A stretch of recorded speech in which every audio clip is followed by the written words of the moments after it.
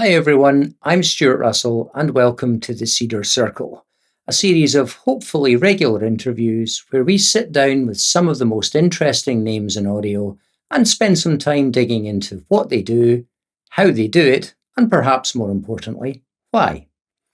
For this first episode, we're starting with someone who's a long-time friend of CEDAR Audio and he'll be extremely familiar to many of you watching.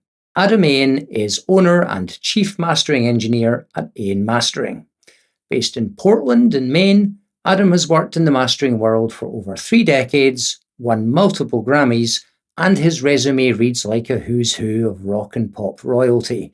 He's worked with everyone from Taylor Swift and Paul McCartney to Lana Del Rey and the Foo Fighters. At the time of recording this interview, it's only been a few short weeks since the release of the remixed and remastered Queen 2 album, and critics have praised Adam's work in helping to breathe new sonic life into a 1970s rock classic. I sat down with Adam earlier, and over the course of a very generous hour, we discussed how his career began, how he came to work with the legendary Bob Ludwig at Gateway Mastering, and how, despite the many hours that he spends in his purple cave, his passion for music remains undiminished.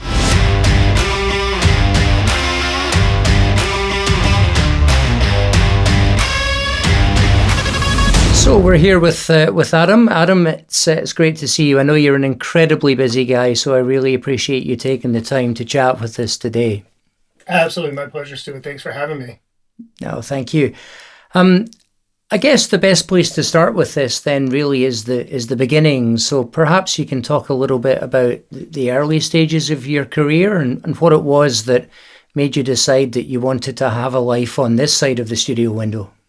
Yeah, absolutely. I mean, I started out as a young person playing in bands, young musician. I'm a bass player and played in a number of rock bands when I was a kid and kind of knew right away I got that music bug and knew that one way or another, I wanted to be involved in making music for the rest of my life, if possible, and as a profession. And one of my bands went in and cut a demo. It was 1-inch, 16-track at a project studio, pre-DAW world. And I had never been in the studio before, and I would say that as a young person, I wasn't quite a technical person, but I really, really enjoyed that experience. Yeah, and then, fortunately for me, the University of Massachusetts at Lowell, which wasn't too far from where I was, had this great music performance and sound recording program, and it was somewhat one of a kind at its time in the 90s, the early 90s. And so I decided, you know what, I think music performance is really where I want to be. I think I'd love to be a professional musician, but there's this sound recording program. Let me apply for both. Let me see what this is all about. And very quickly on and into that program, my whole sort of creative mind flipped. And I realized, you know what, I'm going to obviously getting this performance degree, so I need to continue practicing and playing and all those things I need to do. But being on the other side of the glass was much more appealing to me as a recording engineer early on, as a mix engineer to a certain degree. And then eventually, very early on, I found mastering. And that's been 99% of my career. I've been fortunate to make every dollar I've made for 30 years now has been as an engineer serving musicians and making their recordings sound the best, be it as a recording engineer or mostly for most of that time as a mastering engineer. And I'm never looking back. It's interesting because I know a lot of musicians, and you say you're a bass player. I'm a drummer, which is why we get along, obviously. Absolutely. But it's interesting. I know a lot of people who feel that the journey from being a consumer of music to then being a writer and performer of music felt very, very effortless. It felt like it wasn't even really a conscious decision at all. I'm interested if that was kind of where you were too. I'm interested in what it was, though, about the engineering side. I mean, was it just what all those buttons and knobs do, or what was the thing that really made you think, I want to get my head around this? Yeah, I think it was, I found, as I mentioned before, I didn't think as a young person I was that technically adept, or I just hadn't been exposed to it. And when I got into the studio for the first time on the engineering side, I realized fairly quickly I had an aptitude for it that I didn't know I had. And Mm, for, you can talk to a lot of folks who ask that question, and I think that they fall in one category or another. Usually it's like they were, gearheads and really into turning knobs, or they were really into music. And I found I was really into music. But what I found when I got into the studio and that change occurred for me, it was the kind of creativity I could apply in the studio felt even that much more creatively mm, satisfying to me. I think that I love technology, and I feel very fortunate that I feel very adept at it, and I'm not, I've never had any fear of it. I dive into it, I learn it very quickly. I feel mm, like it comes second nature to me, but that's all it means to an end, and that is making great recorded music. And I mm. think when I got, started getting that bug, it was just like, oh, wow, doing the things I can do to serve other musicians and make them sound the best that they can just felt that much more creatively satisfying to me. And maybe if I'm being truthful to myself, maybe also I'm better at that than as a musician. So I was getting all this I'm creative satisfaction out of that maybe I was certainly getting a lot of creative satisfaction as a musician, but even more so as an engineer. I'm sure you're being far too modest, but we'll go with that line, shall we? There we go. When was the? I'm interested just to know what was there a moment, or when was the moment when you thought to yourself, "Yep, I'm really going to make a proper career out of this. This is going to be my life." Yeah, well, I think that I could speak to that in a couple of different ways. One, the greater notion of I'm going to make a career in audio one way or another, my life, certainly happened, I'd say, by my junior year at UMass Lowell, which was kind of like when the rubber met the road in the sound recording program. At that point, I just knew I love this discipline. I want to learn as much about it. I want to see what various, career paths there may be.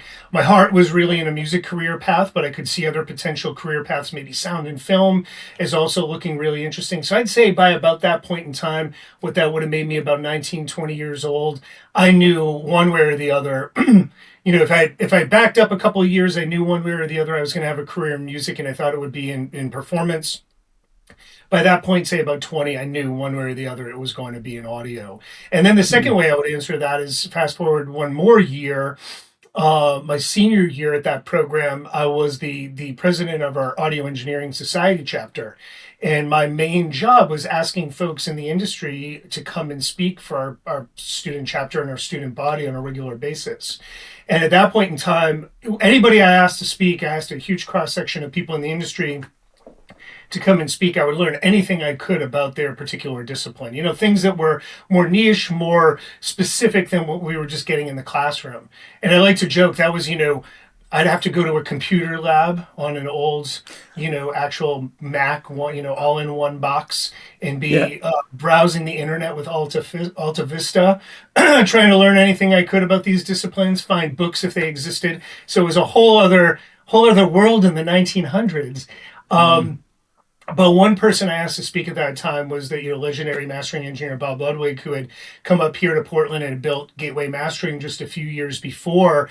And then asking him and doing some research on what mastering was, which back then we didn't have classes on mastering. They're mm, even few and far between today. There weren't any books on it. There was very little information online. But just the notion of what it was, what I learned about it in that experience really opened my mind to like, I think that's exactly what I want to do. This thing that okay. is really, really niche within the audio and recording and music world really spoke to me. And that was, Mm, I think by then, my senior year, I knew I was functioning and working as a recording engineer. I was doing that while I was still in school. I was making a living doing that, at least part time. I did that my first few years out, amongst working at a mastering studio in Boston and doing live to two track recording, doing everything I could do. But I think by my senior year of college, when I was exposed to what mastering was, I said to myself, that's exactly what I want to do. that was the all-in moment, was it? Yeah, it was. It was the all-in moment, and I got really lucky. How many people get to get their all-in moment at such a young age and then actually make it happen? And here I am, like literally 30 years later, and I've made my whole career of that. Again, functioning as a recording and mix engineer, doing live to two-track recording early on, but really honing in on mastering is the number Mm, one discipline that I wanted to be involved in, an art that I wanted to be involved in. And here I'm sitting in, my room at Ayan mastering, mm, and plan on doing it, until they make me stop. Whatever I that mean, means. you mentioned Bob Ludwig there. I mean, I'm sure everybody watching will be incredibly familiar with his name. And you just talked about how you met. How did that meeting then kind of morph into you working with him? How did that come about? Very well, somewhat slowly and somewhat similar. Somewhat slowly, but also somewhat quickly. And asking him to come and speak, so I was interfacing with him and learned a lot about mastering. We had to complete a 16-week internship at UMass to complete that program. And I had asked him if I could do an internship, and that didn't pan out because they didn't do internships at Gateway. I don't do internships at Ayan Mastering for a variety of reasons as well. So I ended up interning at MWorks Mastering in Cambridge, Massachusetts. But about a year later, I knew that I wanted to spend all of my time in a mastering studio, and I knew that I wanted to be at what was considered one of the world-class mastering studios here in the States. So if I needed to get up and move, I would. Gateway was not too far away in New England. And I had heard through actually the director of the program at UMass Lowell that Bob was looking for a production engineer, which was somebody that handles the back end of the process. He would master a record, and then the production engineer would output all the final masters, do final quality control. Back then it was an entirely CD world. This is pre-streaming, pre-downloads, post-LP, pre-vinyl renaissance. And so I chased down that position. When I heard about it, I immediately snail mailed, emailed, and faxed my resume. A bunch of time went by between doing that and getting a call and being asked to come for an interview. I came up for an interview, which I thought went extremely well. And then a bunch of time passed between then and getting the call to get the job. Enough time so that I thought that this just isn't going to happen. But I got fortunate that it did. So that got me in the door. And that was in summer of 1998. Got me in the door as a production engineer. I think Bob remembered me. When I came up for the interview, I was like, "Oh, I was the person from the AES student chapter at Lowell that invited you to come." And I could tell he was being very gracious. I'm like, "Oh yeah, I remember that." I'm not 100% sure if he did, but it certainly didn't hurt that we already had that that connectivity that way, which was great. And of course, there was a pool of people that had applied for that job, and somehow I ended up being lucky enough to get that gig. Which I spoke with a student at Berkeley recently, and she asked me to sum up my career in one phrase or one sentence, and I like to sum it up as opportunity meets preparedness. I feel like when I walked into his studio day one, I had been working at another mastering studio in Boston. I had been functioning as a recording engineer, for 2 or 3 years at that point as well. And I felt really prepared. And then all these opportunities came up. Within about a year of me being there, he wanted to have an assistant in the room, and I wanted to be that person. There were engineers that were senior of me that just didn't have the ambition or motivation to do that, and I did. And then, very quickly we built a rapport. And I'd say within about another year, we both realized I had the aptitude to master records. So I started taking on my own clientele. And the short of it is I started in August of 1998 as a production engineer. And by August of 2001, I had my own mastering room there that I worked out of for the next 22 years before Gateway closed. So I had a lot of these opportunities fall into place that I think I was very well prepared for, and obviously proved my aptitude and mettle for mastering records. And you mentioned the closure of Gateway there. I mean, obviously, as many of us know, Bob decided he was going to retire and move on to other things. I mean, was the decision for you to go out on your own? Did that just seem very natural and something you were set on doing, or did you want to maybe think about going to work for someone else? Or no, 100% was set in my mind for many years as to what would happen when that day came. I had sort of always in the back of my mind, because I love mastering. I really enjoyed working at Gateway, but I knew in the back of my mind there'll come a day when I just want to own my own place and I don't want to work for anybody else, and I want to just continue as a mastering engineer with my own thing. And so that was always very natural. And I knew, there'll come a day when either, Bob will retire, maybe I'd buy Gateway. That was on the table. That was a discussion. It never made any sense. It never made any sense to me to do so. The building, the condo was too big. There was too much. Especially 21st century recording industry. Anytime I put pen to paper, I was like, this just doesn't make any sense. I think this would be I think this would be a bad business move, and I think I need to be unemotional and be ready to build my own place. But I knew, always knew through that process, or through the entire time I was at Gateway and developing my mastering career, that this is all I want to do. I'm enjoying being here. When the day comes, maybe I buy this space, or maybe I go, build another space, which is ultimately what happened. But one way or the other, I don't want to work for anybody else. I want to go hang out my own shingle. Yeah. As a young engineer, I always felt, what, let somebody else deal with all those things. And I just want to be creative and be in the chair. And then as I got a little older, I was like, there are a lot of decisions I want to be able to make as a business owner that I wasn't able to make as an employee of a studio, that it made me know that, when that time came, 100%, that's what I was going to do. And I've got to tell you, professionally, one of the most amazing days of my professional life, and this was 3 or 4 months before Gateway closed. As Gateway was closing, as I decided I wasn't going to buy that space, as I knew I was going to launch my own mastering studio and mastering business, the day that I got my papers of incorporation to sign from my lawyer, Ooh. was that one of the happiest days of my professional life. Just reading, okay, Ayan Mastering is an LLC formed in the state of Maine, run entirely by, all decisions made by, everything, including all the stress and all the burdens of being a business owner, come down to one person, and that is me. Signing those papers was one of the happiest days of my professional life. Wonderful.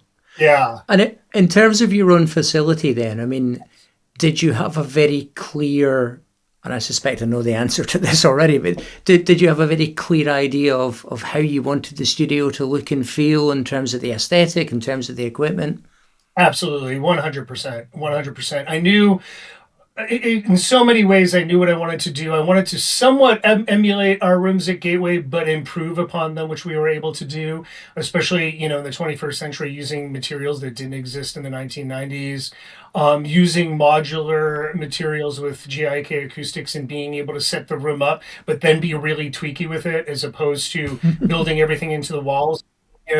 Fingers crossed, hope this all works kind of way that studios had always been built in the past. So for a long time, I had been sort of ruminating on what this new room was going to be, how it was going to function acoustically, how the design was going to be, which I quarterbacked kind of the whole design and build out, construction, everything from beginning to end of this. Of course, starting with finding the exact right place to do this, which was no small feat unto itself.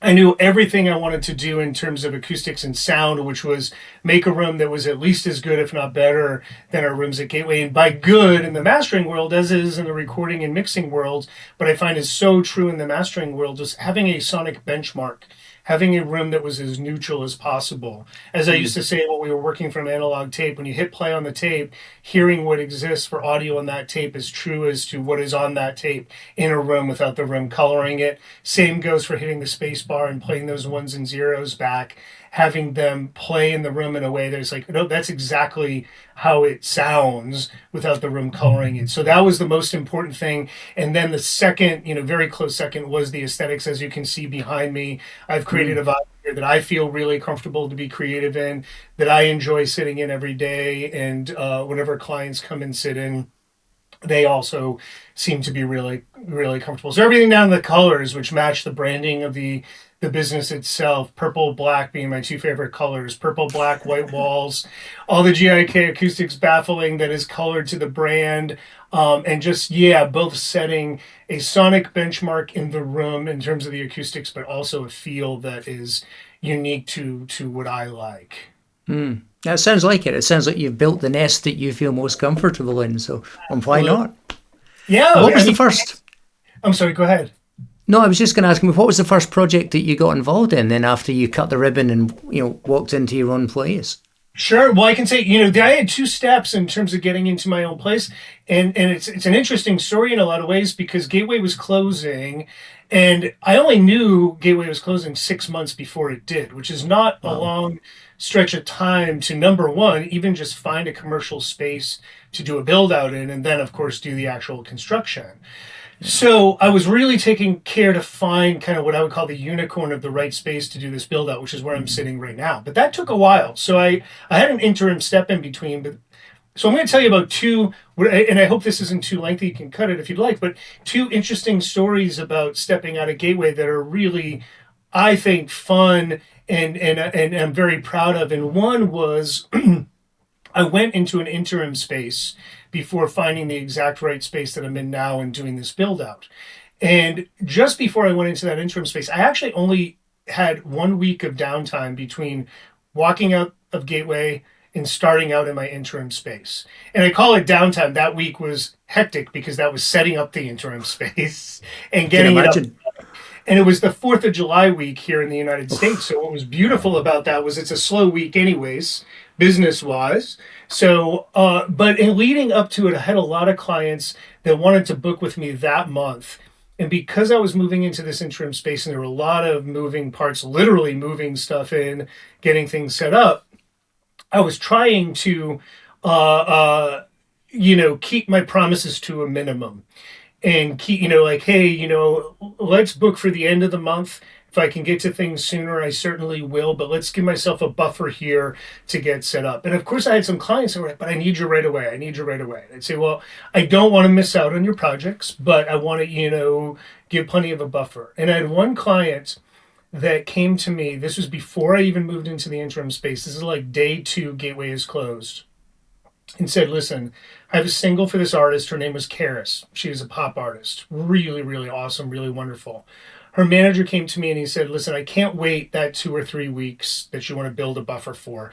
And you know what? I trust you so much. I'd rather have you do it with your headphones at home than go somewhere else.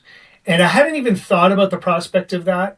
And it really energized me in a really cool way. And I said to him, I said, you know what? I see your challenge. Here's what we're going to do. Tomorrow, I'm going to set up my Pro Tools rig. I'm going to do this with headphones. If I feel uncomfortable in any way with it, if you don't like it, if the producer doesn't like it, no invoice, no billing. I'll see you on the next one after I'm set up. So the next morning, he was like, I love that. Let's do it. So the next morning, I set up in my headphones and my Pro Tools, literally just rolled out of bed in my office at home, started working on it. And it re-energized me in such a way because I realized, I'm like, even with headphones, I've been doing this, like, I can almost do this in my sleep now. I've been doing this for close to 3 decades. And I felt really comfortable and confident in mastering this track for this pop artist, sent it back to the manager and the producer whom I had never worked with. They absolutely loved it, was able to bill for it. The producer became a longtime client since. And, that was like a really remarkable aha moment because, as you could imagine, being in one place for 25 years and moving out is a huge life change and professional change. And that just energized me in a way that was awesome. So that was project, literally project number 1. If I go back and look at my job order archives, project number 1 is this Karis track that I did with headphones. Project number 1 here in this new studio, which happened the same day we finished setting up everything in the room. We set everything up in the room. My contractor finished hanging sound blocks on the ceiling. My assistant and I finished putting all the modular sound blocks in the room, the speakers where they needed to be, did some listening, did some tweaking, did some adjusting, and I moved right on to a project for a band called the East Pointers that are a Canadian band, really well known. I'm very bad at giving labels, but they have that sort of folk, yet Acadian, banjo, that kind of thing that there's so many artists that do this so well, and they're very, very well known in Canada. We had been working on an album that some of which I had done in the interim space, and then we completed that first day basically in this new space. And in every instance, it just felt seamless from one space to the next, given the way that we were able to set up with the baffling, with the modular stuff, with all the planning that I'd gone through for building this new room. It can be daunting going from one space to another, but I had the same monitor path, same speakers, and boom, those were the first 2 projects. If you look at, day 2 out of Gateway and day 1 in the new space that's now the long-term home. Wow. And in terms of the scale of your operation at the moment now, I mean, how many people have you got working around you? How many, what's the staff rota looking like? Yeah, it's 2 of us. It's myself who does, virtually everything, of course, all of the mastering. And then my assistant Griffin, who's been with me now for 2.5 years. and has been doing a great job. And he's doing that job that I was doing for Bob. He's doing that Mm. production job is the vast majority of what he does. So when a client approves my masters, he's able to output all the various master formats, which now today, unlike when I did that, when it was all CD manufacturing, now Mm. it's, all digital distribution. Oh, and making a master for CD and making a master for vinyl and making a master sometimes for cassette. So it's multiple formats. Well, Um, that I'm still buying CDs, so don't stop doing that, please. Yes, yeah, yeah, no, everybody's still making them. They're still great, a great thing to make. They're cost effective to make. Indie bands can sell them at their merch booth, or Mm. record stores. Household name artists are still selling them. There are still consumers that want them, and of course, we all know about the vinyl renaissance. So everybody's making Mm. vinyl as well. But yeah, so it's just the two of us, and it's been working out extremely well. I get to be a little more hands on with my clients right from the get go, which I realized probably in my last 5 to 10 years at Gateway, my clients loved. They love, like, I was constantly having to pass my clients from me to our front office to schedule, but then I was always in the middle. So I was always kind of doing the scheduling in one way or another because I get caught in the middle because clients love the fact that they could send me an email directly. And by clients, I mean the record producers, the Mm. mix engineers, sometimes the recording engineers, sometimes the label people, and sometimes the artists. I think that, here in the 21st century, the model of having a wall with a front office that's kind of degraded in so many ways. And I've just found that Mm. my clients love to have direct contact with me. So I've just maintained that part of it. And even a little more so if I was in the middle of it before. Now it's just like, oh, you want to get in with me? I'm available in 2 weeks on this date. You're on the calendar. Let's go. And that also, what I love about that is it also allows me to interface with my clients, and I've relationships with people now for 2 to 3 decades. Where it's Mm. like they're almost like family in some ways. They're collaborators I've worked with for so long that in the morning I crack open my email, or in the middle of a session I get a text and it's somebody I've been making records with for 20 years, and it's great to keep those relationships going. Mm. So yeah, it's the two of us, and I found that that's been all we need here at A&M Mastering, at least at this juncture where I'm the main pull in terms of the only mastering engineer here. And I'm hoping as time goes on, my assistant, he'll gain the aptitude to do what I do as well, and can develop his own clientele almost the way I did under Bob. Um, that's where we're at. Yeah. Nice. You talked a little bit there about client relationships and trust. And I mentioned in the intro, I mean, your resume really does include rock and pop royalty. I mean, it's a who's who. I wonder, has there been a project that you've worked on in the past where you've really felt a big weight of responsibility? You've really felt, I've really got to get this one right. Oh my gosh, I think like every one of them, to be honest with you.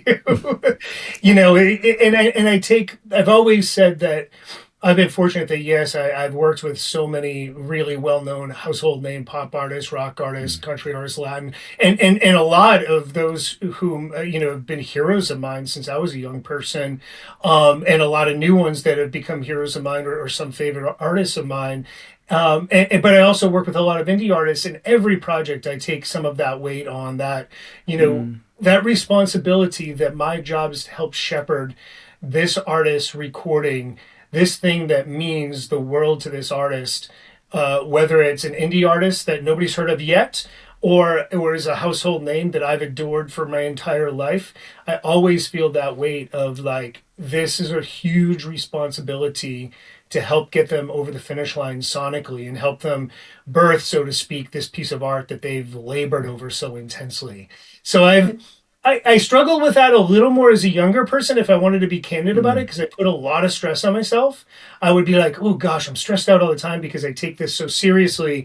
And I'm a little out of practice at the moment, but I'm a bit of an endurance athlete. So I used to love doing long distance runs because it would help peel that stress away.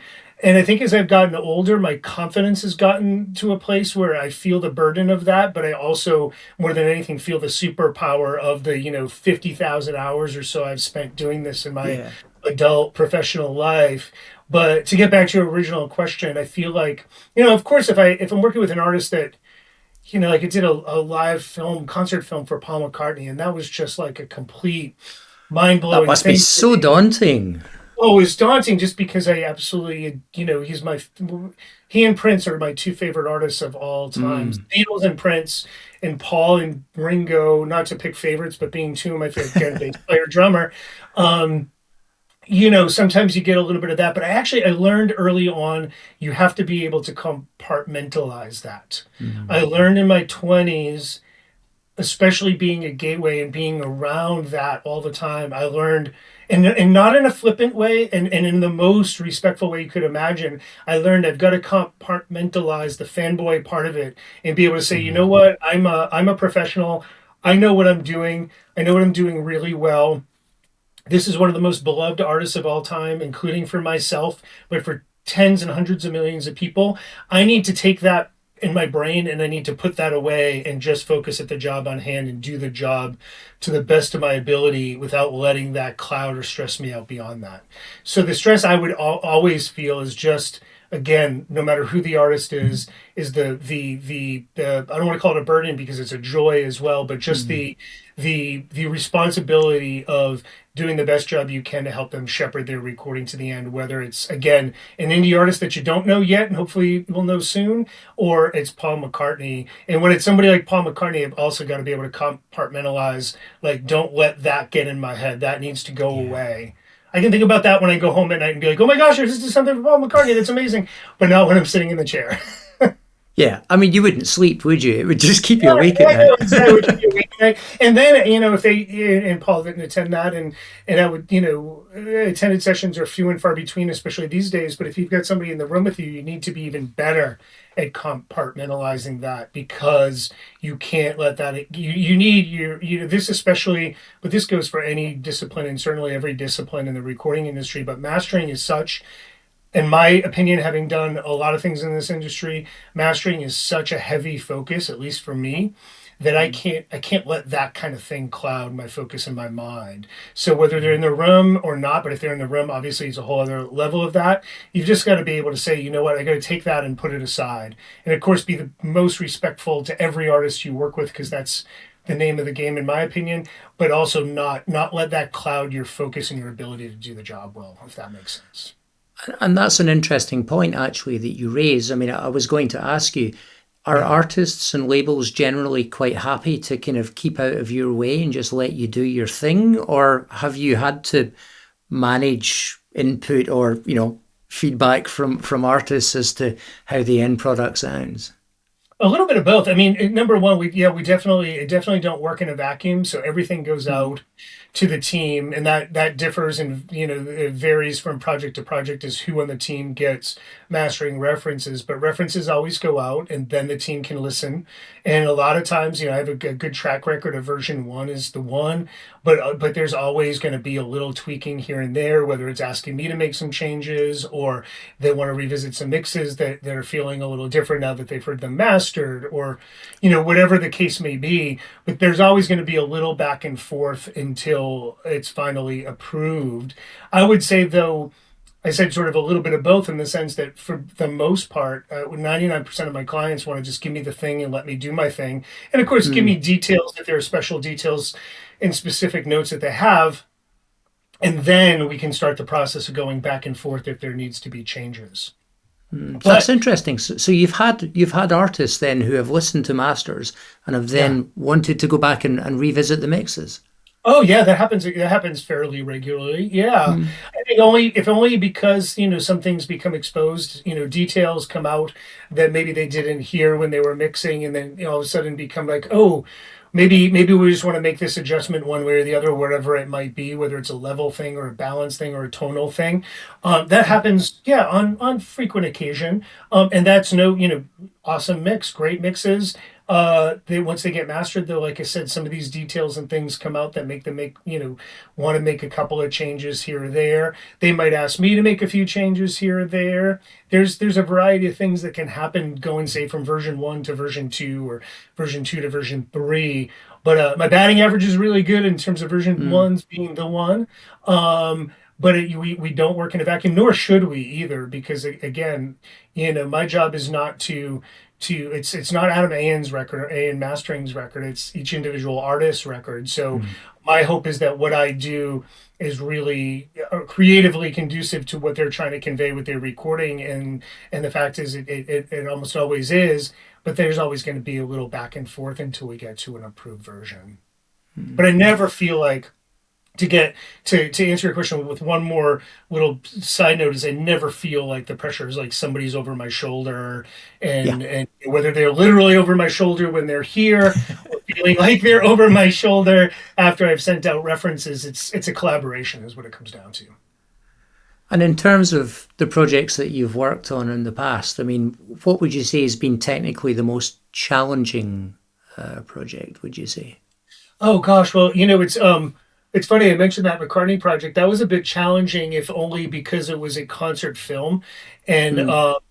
I remember working with a mix engineer, a guy named David Kahn, who's amazing, and going back and forth on some things that were coming out in mastering that were technical details. Because I mean, Paul uses a lot of pyro. Like there were some Mm. details that were relative to the pyro during Live and Let Die. There was some back and forth on things like that. And that was more sort of these nitty gritty technical things that he and I were working out together throughout the process. Sometimes he'd send a mix and ask me, do you hear anything here that we need to adjust or work on or whatever? And that was probably because it was such a big concert film. It was obviously every project's a big deal, but it also had so many moving parts. And simultaneously, I was working on a record for Lana Del Rey. So I spent a better part of a week or 10 days, amongst other projects that were coming in as well, but bouncing between Lana, who's very hands-on on all of her projects, and this McCartney project that had some very, challenging technical details that we were working on, given the nature of the live recording. Working on both of those things simultaneously was like it was taxing, mentally taxing, but hugely gratifying, because both records are record. Both artists are artists that I respect and love so much, and both records turned out so amazingly well with that extra work that everybody, not just myself, but more so everybody else in the team, was putting into those two records. Mm. One of the questions that occurs to me is there a kind of period of time that you need to live with a new project before you kind of get stuck into it? Do you need to kind of familiarize yourself with it, live with it, allow it to kind of soak in a bit before you think, okay, I'm ready to really attack this now? Is there not really, actually? Yeah, no, it's interesting, because unlike recording or producing or even mixing, I dive right in, and oftentimes, with few exceptions, but some exceptions, oftentimes I haven't heard any of the record before I start digging in. Occasionally I certainly have a lot of clients where they may ask, hey, can I send you some mixes ahead of time, and just, have a little discussion of what you're hearing. Maybe they're working in a new mix environment, or maybe they are having a particular challenge, or maybe they just want to hear, from me, a thumbs up that everything's going well. So that does happen, but that's usually just needle dropping a few mixes, a couple of weeks before a project comes in. But no, for the most part, and I think from the way that I work, but I think also the nature of the art of mastering, it's really conducive to not hearing a lot ahead of time and just digging right, because it's a whole new, that one of the things that we offer above and beyond our skill set, our ears, our aptitude, and our rooms is fresh perspective. So having not spent a lot of time with it before doing the mastering actually has a lot of benefits. Now, that said, I do love to do, mix consult stuff with clients ahead of time, because if anything, if it's going to help make the overall project better all around, if it's going to help everybody that's in the process of mixing, the mixer, producer, and artist, feel like, phew, things are going really well in mixing, always happy to do that. But in terms of doing my job, I hit play on the first song I'm going to work on and just start going at it. And my rumination on it is that 30 minutes it might take me to master a song is however many times I've listened to it, to know that rumination on, is it feeling good? Am I feeling in the right place? Happens very, very, very quickly. And Mm. within, again, usually it's about 30 minutes per song, unless I'm dealing with very specific technical issues, which happen very rarely because thankfully I get a lot of amazing mixes. But within that 30 minutes or so, it's like I started out with where it was, I started affecting it right away, doing what feels right to me right away. And by the end, if I can sit and listen to it and not feel like I need to grab, well, not these days a knob, but a mouse to turn some some knob on a GUI and just feel like, oh, this music's speaking to me now. This recording feels like where it needs to be. And then I print it and I move on, then I'm done. But there's not a lot. And also, practically speaking, in this world, there's not a lot of room for rumination time Mm. wise, in the sense that, we're at the end of the very end of the creative process. And of course, I like to think of like, the icing on the cake, the last few percent sonically, whatever is a distance runner helping the artist over the finish line in that last mile, whatever analogy you want to use. But all the things that have gone into it beforehand that might be taxing a deadline, when it gets to me, often there's a little wiggle room for spending days or weeks on something. Mm. So I, generally speaking, when something's on my schedule, like I'll be in a session after we get off this talk today, I'm just going to be working through it and be sending references by the end of my day, and the rumination all happens while I'm doing it. Mm.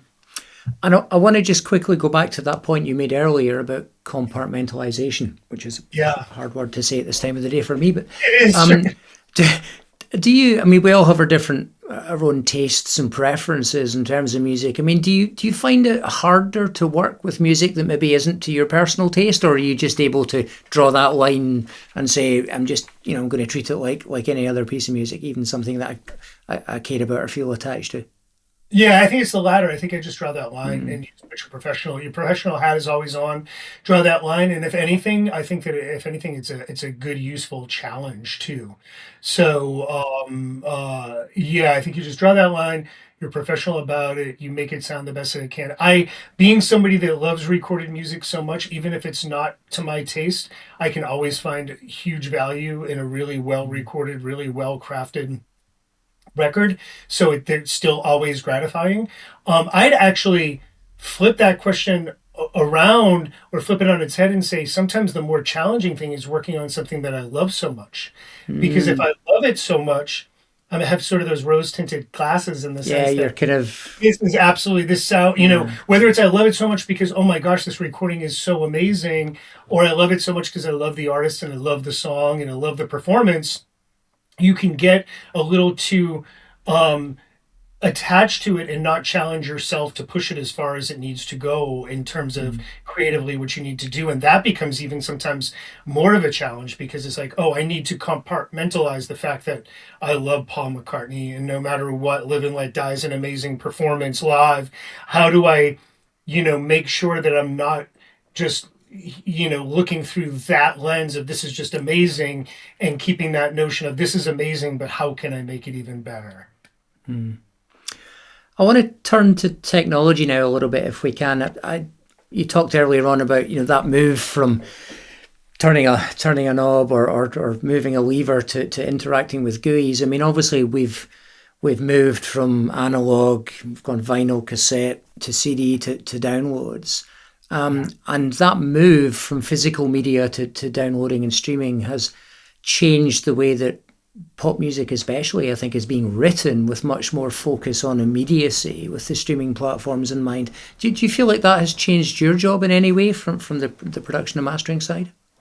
I mean, the one way I think that I could say it's changed my job for a couple of decades now, and not just the streaming or download world, but just the way music is being consumed, is the notion of having to try to create something that has an immediate impact, in the sense that it's immediately impressive, though in the long term may be uncomfortable to listen to. So I'm starting to tread Mm. into those loudness wars kind of world discussion, in the sense of like the immediacy of you've got to hit everybody over the head immediately. And that, in my world, that means how do you make it, more exciting sonically, whether that's louder, brighter, all the things that I don't love about recorded music. that we've had to do for 20 plus years now that it thankfully is abating a little bit. It's actually ebbed back in a positive direction. But I feel like all those things you're talking about the immediacy of the way music is consumed, that just keeps exponentially getting kookier and kookier. Now it's pop songs are written to be a 15-second TikTok, and that's how pop artists are cultivating their careers and their fan base, because that's where all the eyeballs and the ears are. I think that the one challenge on the production side, and certainly on the mastering side, and the one expectation that we've had for the past 20 years is like, you have to keep pushing things so the immediate listen is impactful, is impressive. But as we all know, if that means like a lot of loudness, a lot of upper mid range, a lot of brightness, it's immediately impactful and it immediately is impressive. But over subsequent listens, it becomes less. Yeah. It becomes grating. It becomes the that impressiveness wanes and it becomes hard to listen to. And one thing I just love to put out in the world that not a lot of people say about that, and I've been saying for certainly before the streaming era, but certainly I would say into the streaming era specifically, is that we now live in a world where a number of listens and views is what equals monetary value. And one can make an argument as to whether that's better or worse than selling records. And I'm not going to get into that.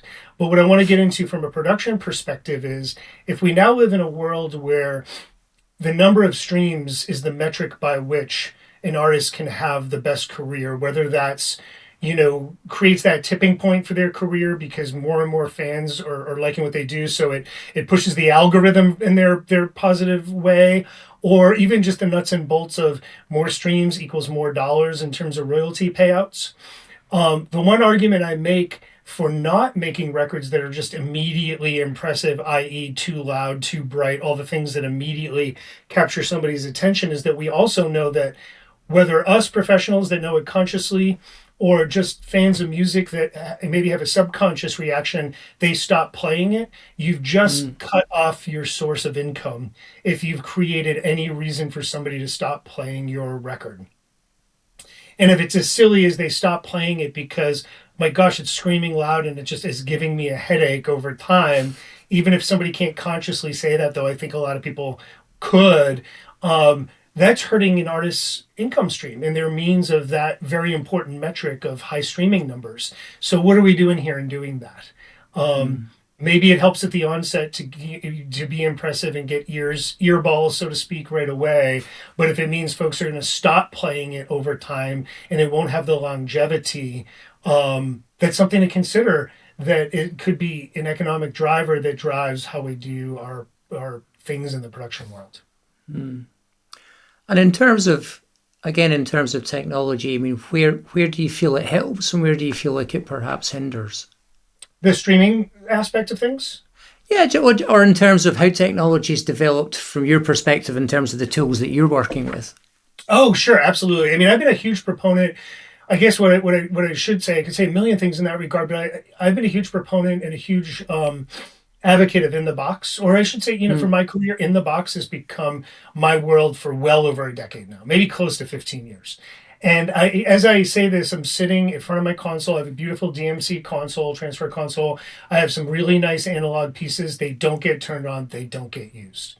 They haven't been used at all in the Ayan mastering realm. They weren't being used for a decade when I was at Gateway, though they were literally at my fingertips.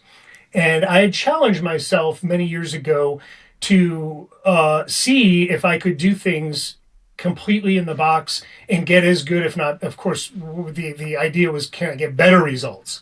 And I had one particular project that was a large format project. It was 5 hours of recorded music. It was for the Rock and Roll Hall of Fame, their 25th anniversary concerts at the Madison Square Garden. 5+ hours, huge artists, multiple engineers, all the things that would make it, a lot to get your arms around in the mastering world. And I said to myself, let me try to do this all in the box.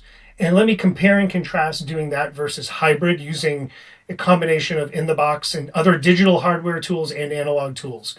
And if in the box isn't doing it, then I'm going to do it the way I normally do it and find a way to make this happen on its deadline. And I was really pleasantly surprised. Everything in the box was winning. And from that point on, for about 9 months, for every record, I set up a hybrid signal path.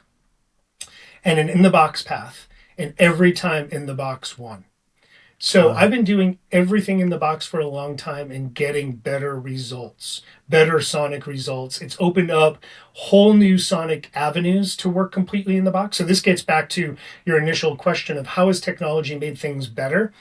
One thing I don't hear many people talk about is, equalization is one of my number one tools in mastering, of course, right? And when I'm working outside of the box, or when I'm working in all analog or a hybrid domain, for a purpose of recall, I'm using detented pots on all my devices so that they will recall perfectly every single time. Because as I said, we don't work in a vacuum. If a client wants to do a remix, they're like, we love the mastering. Here's just a slight remix. Do it exactly the same. I Mm. need to be able to do that. But guess what? If I'm working with an equalizer with detented pots, that means everything is detented, including the center frequency. And say, for instance, I want to impact the low end in a way that feels really conducive to that particular song, that particular recording.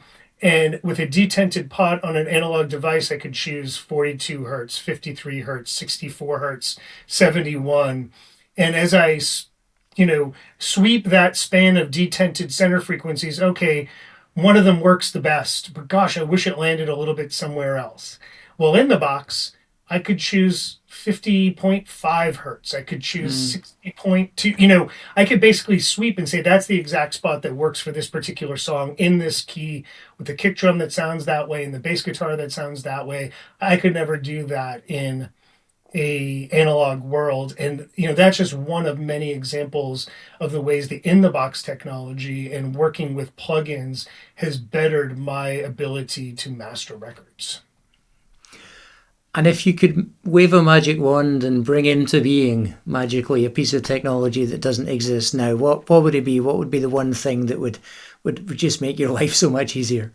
I think if I could find a way to utilize some kind of tactile device, I know a lot of them exist for mixing, but none really exist in the mastering realm. Some sort of tactile device that would get me away from the mouse and the keyboard more. I think of the movie Minority Report. I wish I had that Mm. glove that I could just, or two gloves and use Just the hands. yeah. Yeah, and have the same sort of tactile experience you have with analog, which is one thing that I do miss, as opposed to rocking a mouse and keyboard all the time. And I haven't found anything that exists that works really well in my discipline and the art of mastering in terms of doing that. So if Cedar has something in mind, or if you guys want to work on something together, we'll come up with the glove. We'll find some way to make it work. That would be ultimate for me. That would add just that tactile experience that I missed that is also somewhat creative. I will need to go and have a conversation with our R&D director after this Yes, we call and talked see about what it. see what he can come up with. We'll have a conversation offline from this conversation at some point. Nice. And I was going to ask you also about AI. I mean, it's obviously become increasingly prevalent in a lot of people's workspaces, and it's impacting the workflows and the way that people go about their job. I mean, have you noticed that creeping into your world? Does it make you feel a bit fearful, or do you embrace it? I haven't, of course, it's creeping into everything. I haven't seen many instances of it creeping into the mastering world that I have found useful. Um, I can think of one instance where there are some of these great stem separators that do things that we could never do in the world of audio ever. And one example would be removing a vocal from an otherwise full mix, right? And Mm. I've started to use them. A lot of artists want to get instrumental or TV mixes mastered after the album's mastered. Instrumental mixes, of course, usually for licensing purposes. And on occasion, you'll get an instrumental mix, and at no fault of the mixer or the recording engineer or anybody, but you can still hear some vocal bleed from, say, a take where the singer sang while they played piano or played guitar, something that just couldn't be completely removed, and that ends up making an issue for the artist in terms of licensing that as an instrumental. Mm. And I had that come up a couple of times this year, and I thought, I know that some of these stem separators exist, these AI stem separators. Let me try them out. Let me see if they'll do this. And they did, and that sort of saved the day. So that Mm. has been the one instance so far here, all the way into 2026, where I've found AI useful in my world. I'm still a little skeptical that it's going to creep more into my world, because a lot of the discussion of how AI will make everybody's work better is based on efficiency. And I think, well, how could I master a record any faster than 30 minutes? You know, record being Yeah. one song. There aren't things about my workflow that I find are inefficient. I feel like I've made my workflow as efficient as can be, you know, without running everything at 2 times speed or something. So I don't know where that is. You know, I keep my ear to the ground on it. I'm not naive of the powers of big data and AI computing. Um, Mm.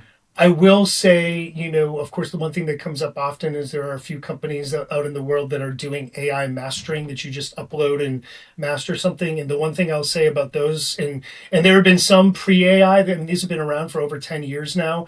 And I won't name any names, but the first one that came out, like my phone was blowing up, like, oh, is everything changing now? And I was like, let's wait Mm. and see. And within a week or two, I started hearing from people that are like, it's really bad. Yeah. And if anything, with it, you know, that kind of stuff that could make me, you know, like AI mastering that could make me a little worried about my job or my livelihood. At this point in time, my experience with that has always been that all it's done is turn clients right back to my door. Mm. Um, because they've tried it. It's cheap, if not free in some instances. And so they've tried it to save on budget, because the economics of making a record and selling a record are so much different today. So I understand that. But in every instance, they've done that and they've been really displeased with the results. And they end up coming right back to somebody like myself, who has done this as, you know, a craftsperson for so many years, because the AI just can't at this point do it. So Yeah. I'm not naive, but I'm skeptical. Yeah. I think we know it's there, and we know it's only going to improve, and it's only going to get better. But I still think the human touch is always going to be important, isn't it? It's always going to be a necessary part of the process. So I hope so, anyway. I agree, and I can be really negative about AI, and I'm not going to go far down that rabbit hole. But as it exists now, it's all it's done is scraped other people's IP. You know, whether Yeah. it's scraping other people's music, scraping other people's written word. You know, and in the sense of AI mastering, try to scrape, you know, the work of mastering engineers over decades. And so I have really negative feelings about it because of that. But it is only going to get better, and we need to see how we can harness it for good and not bad in terms of creativity. Mm. I'm not going to ask you to criticize anybody else's work, obviously, but do you think that there's something that people who are starting out in the industry don't do that they should? Is there a kind of a bit of an error that people maybe make? And as a counterpoint to that, is there something that maybe, with all your years of experience, is there something that you do in terms of your workflow that people might think, oh, that's strange, that's counterintuitive? Yeah, I mean, I think that I could think of a few different things, but the two things that I'm most passionate about, I'll start with critical listening being so important. And Mm. I don't want to say that people starting out aren't doing it, but I don't know if they're doing it fully in the right way. And what I mean by that is spending just countless hours listening to what are known to be really great recordings in multiple environments and internalizing what that is. Um, and also doing so without visuals, which bleeds into how people are working. And that one of the things I feel most fortunate for, because I'm not going to knock anybody else, especially younger people, because their experience is so vastly different than mine was starting out. But I am so happy that I learned how to listen before I had a computer in my face, before I had a graphical user interface, before I had all of these visuals that can easily sully and sway the way you're hearing something. You know, back when I started, I was large format consoles with LED metering and VU metering. And, you know, that was important to know what your gain structure was, how to manage your gain structure, how you were hitting tape or how you were hitting digital. All of these things that were really important, that give you a visual at a glance look at your audio. But aside from that, we made decisions solely based on what we were hearing. And so I feel as though critical listening is super important. I tell every young person, just spend a lot of time listening to records that yourself, your peers, but even more importantly, your mentors and people that are in this industry consider really great sounding recordings. Listen to them over and over and over again. Internalize what they sound like in the space you listen mostly, and then utilize them when you go into any other space or you use any other consumer device or professional device for that matter to listen to recorded music. And it will help you ascertain, get an average of like how good recording sounds, and that becomes your benchmark sonically. So that's super important. And I don't think that newer engineers aren't doing that, but I think that maybe they're not doing it 100% in the best way. I also can feel for them because now, given the things we talked about that I started to allude to with loudness and overly hyped things, overly hyped records, there are so many of them that exist in the world that when I was coming up, when I would hear them, I'd be like, oh, shoot, they really did something we wouldn't have done a few years ago. Like, that doesn't sound good to me. But then that becomes a benchmark for somebody else. It's like, oh, that's what a record's supposed to sound like because it became a hit and something everybody loved. So, having your ears, to find really great sounding recordings that show you a clear picture of what a good recording should be. So there's that on the sort of, that's a little more esoteric, but really super, super important. And then on the other side of things, I do find that, and this is again, at no fault to anybody, but I do find that some of the basic principles of audio are being lost in the noise of everything out in the world. And what I mean by that is I find that a lot of young engineers still don't fully understand gain structure. And gain structure is a huge part of what I do, where I place things in the signal path, how I drive things in the signal path, what levels are at any point in the signal path, understanding gain structure, which for me started with a microphone going into a mic pre in a large format console, and you could tactily and physically see it. There's the mic pre that's first in the stage. There's the built-in equalizer, the built-in compressor. There's the send to whatever outboard. Here's the fader for listening. Here's the fader for return. All these things that are lost in a world where you don't have as much tactical literal hands-on experience. It's all with the mouse and keyboard. So those are two things that I'm really passionate about that I'd like to see more education around for young folks. And I'd like to think I'm sort of doing my part, doing things like this with you. These things come up, and I'm always espousing those two things. I also, off and on for a better part of 25 years, have taught some basic audio classes at our local university school of music. And I always find it really interesting to see, some students are really far along in their understanding of recording on the one hand, but on the other hand are missing all the basic principles that I will teach in my class. And then I leave that class at the end of the semester, which is coming up in a few weeks, feeling like, okay, I did my part to make sure they understood what Nyquist theorem is and what sample rate actually means, which is one thing that always blows my mind when, young people have been working in the digital domain for years and they don't know what sample rate they're recording at, and gain structure, things like that. So that would be, it's not an individual criticism of anybody, but is a point of education that I feel like, a lot of the YouTubers aren't espousing, and so a lot of young people aren't getting those basic fundamentals that are going to just make them that much better. Yeah, I was just going to say, you build the building on the foundations, don't you? So there's a lot to be said for getting those key principles right. Yeah. And I came up at a point in time where, I would say my generation was one of the first generations to go to get a 4-year degree in audio. That wasn't how it happened before my generation. You would go and be an assistant or a runner and, work your way up and learn from mentors, which is also equally important. And unfortunately is a system that's a little broken in our industry now, is that assistant-mentor relationship, which is hugely important. But and now for younger people, if they don't get a degree in audio or they don't have an assistant mentorship kind of situation, they're learning online almost exclusively. I would say probably 90% of folks are learning online almost exclusively. And there's, as I mentioned, I learned about mastering with an Alta Vista, web browser, or excuse me, I can't remember which browser, but Alta Vista as the search engine, years before Google existed, there was very little knowledge. So it's, on the one hand, it's really remarkable how much knowledge there is out there. But on the other hand, the fundamentals need to be better placed and better taught to folks learning them.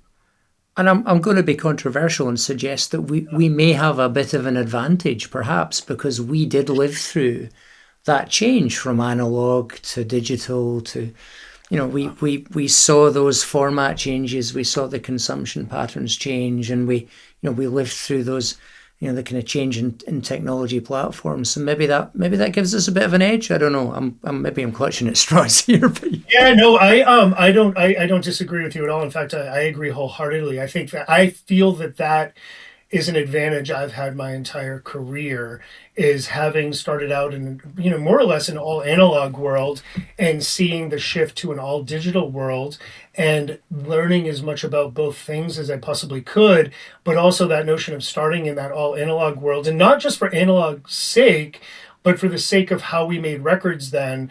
I think has made me a better mastering engineer my entire career, and has been an advantage. And uh, uh, one other thing I would say about that is, I get this fairly regularly, like, oh, you work on the box, but I want you to do something analog, or when I used to have a tape machine, can you print it to analog? Like, we need that analog sound. And I'd be like, that's a misnomer. That's not going to happen that way. But where my advantage is having come up in that world, I know what an analog sound, what they mean by that. Or I also have an internalization as to what I consider to be good sound that started in an analog domain, where it has nothing to do with what folks, again, also somewhat of a misnomer, say, well, digital is just bright and, this or that, like whatever adjectives people use to describe those two different protocols that are somewhat right and somewhat wrong. For me, I always say, well, it comes down to my experience, and I know what sounds great. And I hope I don't make things that you say sound like bad digital, and I hope I make things that are what you think, running down an analog tape is going to do, but absolutely is not. And that is a creative advantage that our generation certainly has. And, for us, it's we just got lucky in terms of timing. We got to be a bridge right in the middle of those two things. Yeah. No, I think it is luck. I think you're quite right. I got a couple of questions for you. We're going to round this off because I know I've taken up quite a lot of your time already. But I wanted to just ask a couple of questions about you as Adam. So, I mean, in terms of your working week, I mean, do you try and keep a fairly sort of regular 9 to 5 working week, or would we find you slaving over a hot desk as the sun was coming up? Or Yeah, no, I try to keep it as regular Monday through Friday, 9 to 5. For me, it's actually more like 10 to 7 or 10 to 8, 11 to 7, 11 to 8. Of course, being a business owner, you never really stop working. So, but sitting in the chair mastering, I keep it as 9 to 5 as possible. And then, of course, mornings, evenings, weekends, I'm catching up on all the business aspect of things. So any small business owner knows that whatever business it is, you're doing that. But in terms of, mastering is the closest to 9 to 5 as you can get in this industry anyways. But it also, I think, really speaks to, when I hit a level of you're not going to get as much out of me, where I hit a mental fatigue, if I get beyond a certain number of hours, I know what that is. So I've tried to hone my schedule over the years to, be as 9 to 5, so to speak, though shifted a few hours up, or a few hours later in my day where I'm in the chair. And in terms of musical taste, what do you tend to listen to? What gets you dancing around the kitchen? Yeah, I mean, it's the stuff that would make you dance. I love R&B. I love Motown. I'm fortunate to love a lot of the great artists that I work with as well.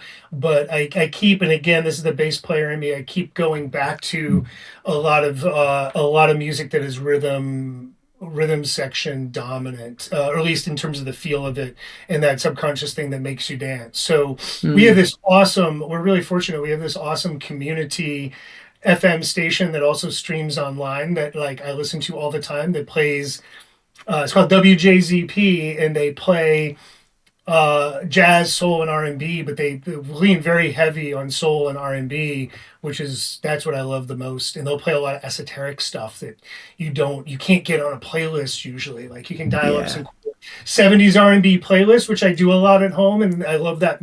That's the music I love to listen to, but then I put on their station and I hear things that you're not going to find in a playlist, but what you might find is oh, I remember in 2001 when such and such hip hop artist took that hook and used it and made it popular.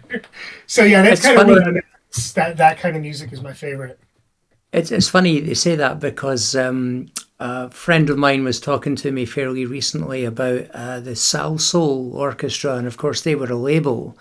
and the orchestra were the kind of house band. And I kind of knew a little bit about them, but not so much. But he passed me a couple of albums, and you just talk about a kind of great slice of mid-70s kind of, funk, just absolutely terrific. And we're fortunate to have a couple of people on radio here on the BBC who have kind of funk and soul type shows. And it's certainly exposed me to an awful lot of really fun music that I wouldn't ordinarily have come by. So I'm a big fan of that. I like the esoteric FM stations. Yeah, same. And it's definitely, they're carrying a torch that we're all very thankful they're carrying. Music that maybe doesn't have the same commercial value it once had, but is really meaningful and stuff we love to listen to. Yeah, no, 100%. And in terms of downtime, I mean, when you're not slaving behind a hot desk, as I said earlier on, what do you tend to do? I know you said you play bass, but in terms of non-musical stuff, what do you do to occupy your time if you've got any spare time? Yeah, no, I try to make as much spare time for all the things that I love. I mean, number one, I have a family. I have two teenage boys and a wife and a dog, and we spend a lot of time together. I spend a lot of time. My boys are not musically inclined, but they're really great athletes, so I spend a lot of time, with their games and things. But for myself personally, like I do love to run. I love to get active and do things outside. We have this embarrassment of outdoor riches here in the Portland area. We're right on Casco Bay, so I love to paddleboard. I love to get in the water. I love to water ski, though not in the ocean, on lakes. So I love to try to stay active and be outside as much as possible, especially since I'm in this purple cave for so many hours, Monday through Friday. So my mornings are spending as much time, whether it's walking and running with my dog or, weekends getting out and getting on the water, doing things like that. And those are the things. I have a lot of interest, though music consumes my life in the most positive way I could even imagine. I have a lot of other interests, and a lot of them are around like just getting out and moving outside in the sunshine. But in terms of music, you still love it as much as you did when you were 19? Absolutely. Maybe even more so, because I think that my love of it and what I listen to is even more varied than it's ever been. And that's another place that I feel, or another aspect of my career that I feel really fortunate about. I'm glad that, and I don't know that there are many of these folks, but I think that this industry can turn folks off from music, the making of it at some point, whether it's you just need that mental break or whatever. But the minute I walk out the door and into my car, music is already on. When I'm at home, there's always music on. Like, I love it as much as I've ever loved it. So I'm really fortunate to still have, because that's the whole reason I did this in the first place, was my love of music. So I'm really fortunate that it's always around me, and I'm always enjoying it. Wonderful. I think that is a great place for us to wrap things up. Thank you very much again for your time. You've been incredibly generous with me today. I really appreciate it. Oh, absolutely. My pleasure. Thank you, Stuart. That was a fun talk. Thanks a lot.